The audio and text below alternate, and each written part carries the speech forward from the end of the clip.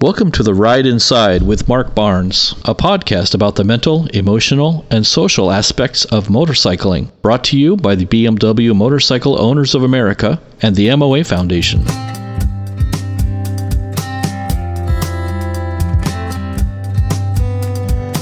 Mark Barnes is a clinical psychologist and motojournalist with decades of experience in both fields. But nothing in this podcast should be considered a way to diagnose or treat mental illness. We're all just trying to get through this thing called life, and motorcycles are one of the ways we do it. If you're in a crisis, or ride a KTM, please seek professional help. We'd love to answer your questions too, so send them to podcast@bmwmoa.org.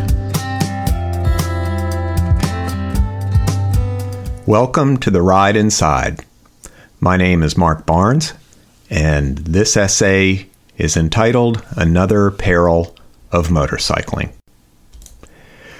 When people, riders and non-riders alike, think about the dangers of motorcycling, they understandably focus on risks of physical injury. While such concerns are clearly legitimate, there's another category of danger perhaps even more perilous to even more motorcyclists. Not every rider will experience a serious injury during their tenure on two wheels. Without research, I suspect those who sustain significant bodily damage comprise much less than half of us, given that I know many motorcyclists, and only a small minority of them have broken a bone or worse in a fall or crash. On the other hand, I'd guess the vast majority of us have at least occasionally incurred the type of pain I'm about to describe. This aspect of motorcycling life occurred to me amidst a coincidental confluence in my clinical work. From time to time, for no apparent reason, I'll have a subset of clients all wrestling with much the same issue simultaneously. It's not remarkable that multiple people confront similar problems. It just seems odd when they do so in synchrony. Then again, evenly spaced is the least likely distribution of most naturally occurring phenomena. Anyway, an assortment of high-level professionals in my practice all recently returned from unusually enjoyable vacations to find re-entry into the demands and drudgery of their regular lives profoundly aversive. They're all high-strung, stressed-out workaholics who've typically avoided going on vacations or treated vacations like work, frantically squeezing in as much quote-unquote fun as possible, or continuing to perform work-related tasks alongside ostensibly recreational activities. They're more exhausted at the end of their supposed R&R than when they left, which is one reason they resist taking time off. Another reason is what they're experiencing this time around. If they ever really do relax, it throws their habitual existence into sharp relief as the hellishly relentless treadmill it is. Staying so busy they can't notice this has been preferable to facing reality and the obvious need for change, even if the toll taken by turning a blind eye is deadly high. You doubtless see where I'm going.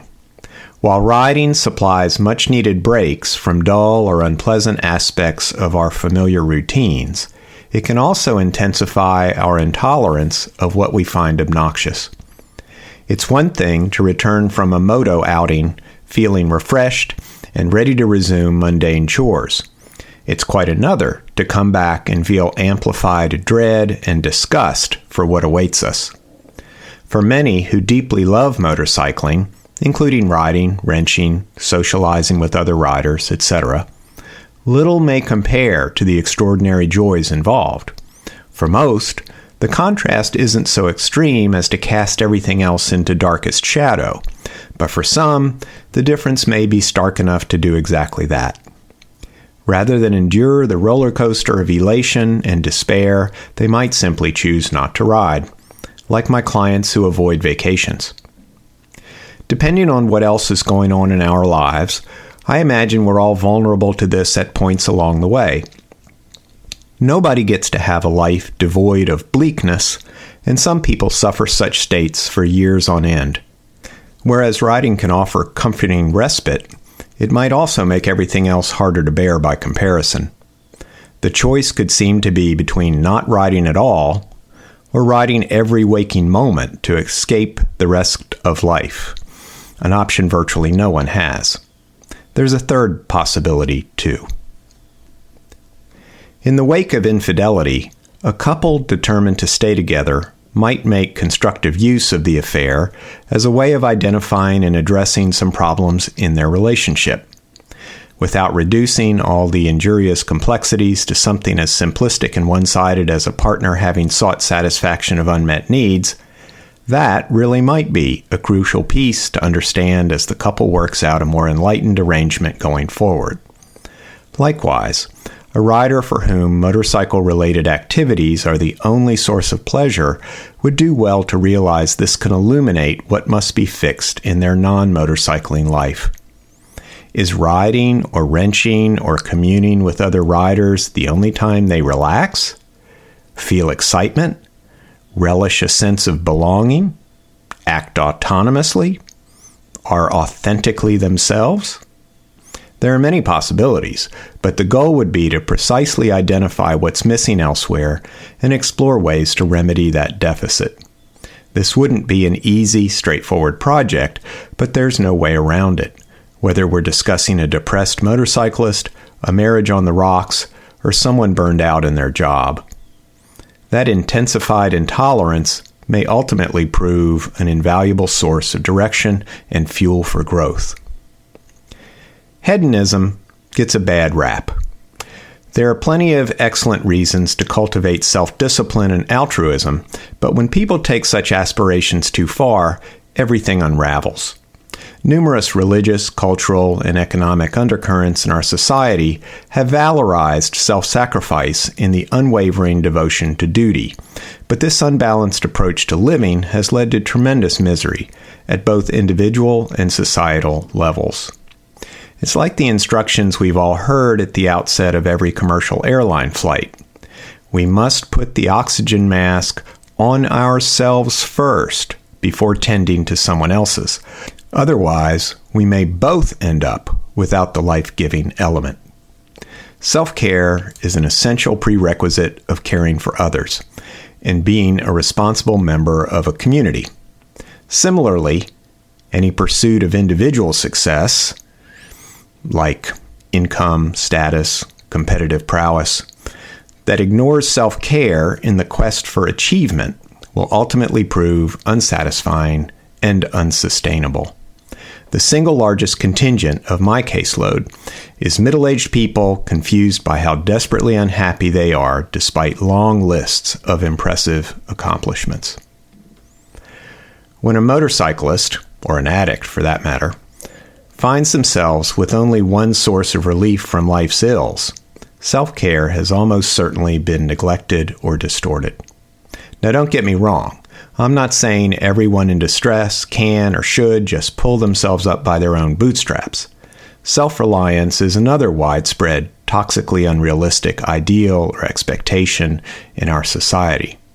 People who have trouble with self-care often haven't developed that capacity because they haven't received adequate care from others and therefore lack experiential models of the process. Conceptual models aren't sufficient. This is the opposite of the argument that providing care only promotes passive dependency. Both sides have valid applications. We all need help at times, and we all must take responsibility for our own well-being. These truths aren't mutually exclusive. Motorcycling can be a form of self-care, but it's not enough by itself. This peril of motorcycling, that its joys might exacerbate instead of ameliorate our dissatisfactions, is also an opportunity. When we fall into a foul mood upon returning from a ride or rider gathering, or when we must put away our tools, it's an indication we need to improve other domains. Motorcycling ought to be like eating. We get hungry, we consume food, we feel sated for a while. We shouldn't become ravenous upon finishing a meal. We might look forward to having that dish again, but we ought to savor some contentment and other activities in the meantime. If this doesn't happen, eating nonstop isn't a viable solution. Maybe we can find another answer solo, maybe we'll need someone else's input. In either case, what's probably required is the restoration of vitality in other areas, and that means doing things that are not only good for us, but also feel good. The famous mythologist Joseph Campbell exhorted people to follow their bliss. He did not mean this in a frivolously selfish way. We've all heard some variant of the saying, "Find a job you love, and you'll never work a day in your life." This aligns with Campbell's mandate. In the realm of employment, most people choose a line of work for all the wrong reasons: parental expectations, hopes of fame or fortune, convenience, happenstance, among many others. The idea of choosing work we find pleasurably rewarding, in which fits our personality, values, emotional and social makeup, and factual strengths, in other words, work that would be genuinely and intrinsically fulfilling, can seem like self-indulgent fairy tale nonsense. Yet the real nonsense is expecting to be reasonably happy in a vocation where we perpetually feel like a square peg in a round hole, or which drains and demoralizes us so completely we can't enjoy the anticipated payoff. Campbell applied this principle to the entirety of our lives. From his perspective, the currently popular notion of achieving a quote-unquote work-life balance is utterly ridiculous. Work is an integral part of life, not something juxtaposed to it. Think about that for a moment. How many of us approach work as what we must do to live the rest of the time? Who considers it acceptable to spend 40 or 70 hours a week in a non-living state? Turns out, it's most of us. This leaves our avocations to carry impossibly heavy counterweights. Motorcycling may sometimes be our only bliss, and we should be grateful to have it rather than not. But a good life requires constantly sniffing out bliss and moving toward it, while maintaining a wariness about illusory attractions more costly than their worth. When all else pales in comparison to riding or wrenching, we need to harness the resulting angst as motivation for change. If we can't be full-time motorcyclists, how might we develop other versions of the relaxation, excitement, sense of belonging, autonomy, or authenticity our beloved pastime reliably provides?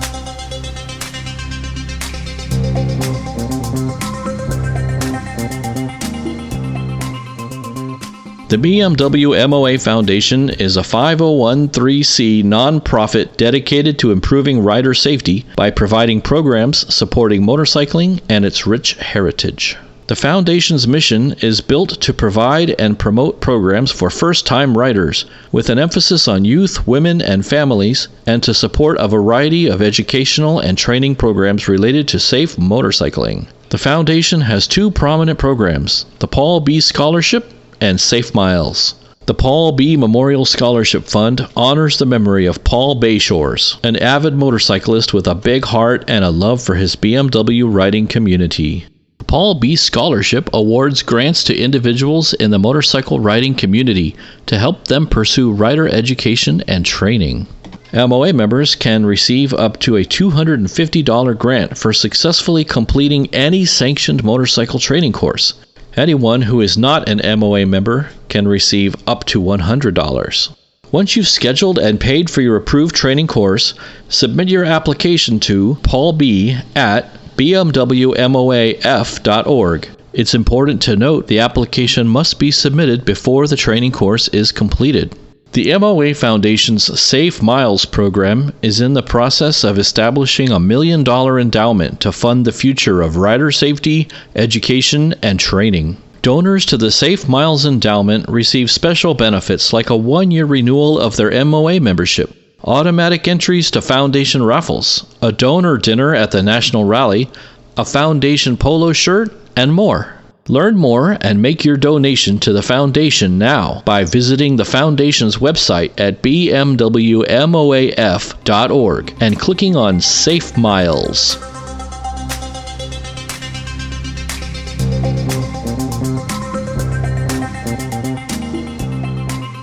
We'd love to answer your questions too, so send them to podcast@bmwmoa.org. Visit our website at therideinside.com to listen to every episode of the podcast and read more of Mark's writing on various motorcycle-related topics.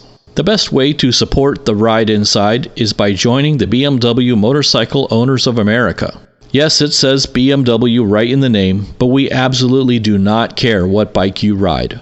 We know what's most important. The MOA is all about the community of riders, not a single brand.